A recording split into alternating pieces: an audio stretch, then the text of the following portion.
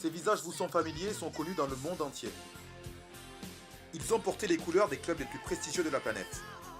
Eux, ce sont ces stars du ballon rond désormais à la retraite.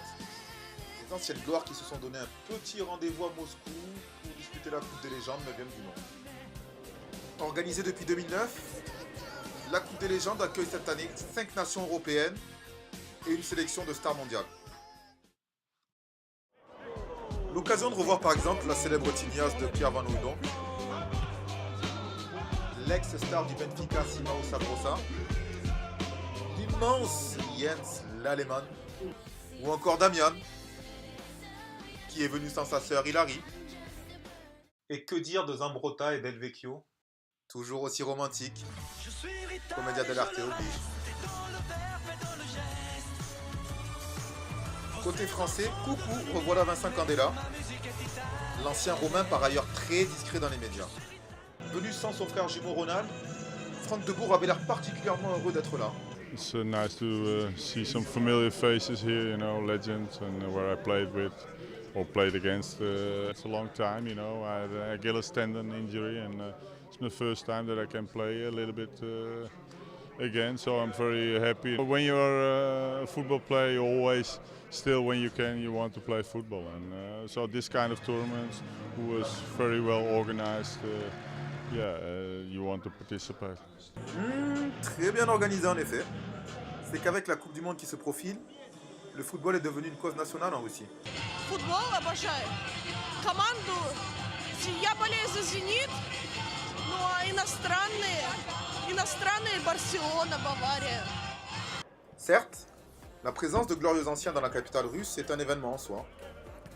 Mais force est de constater que le public moscovite n'a d'yeux que pour les Alenitchev, Valérie Karpin, mais surtout Alexei Smertin.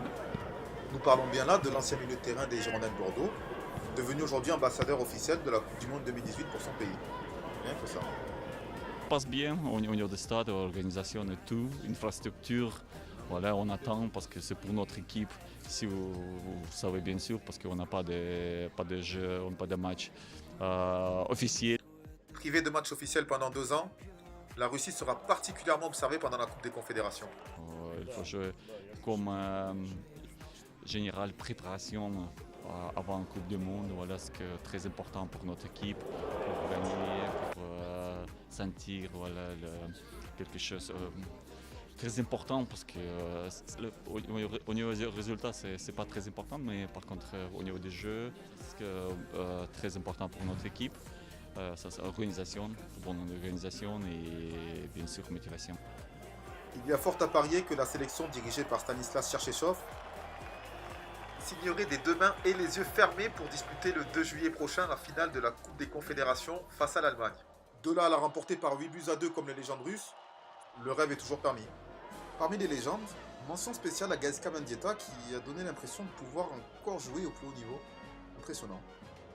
Me gustaría, pero intentamos estar lo más en forma posible. También, obviamente, en estos torneos, ¿no? La gente viene a ver y a pesar de que no estamos en la forma que estábamos, intentamos jugar al máximo también para disfrutar nosotros y que la gente disfrute también.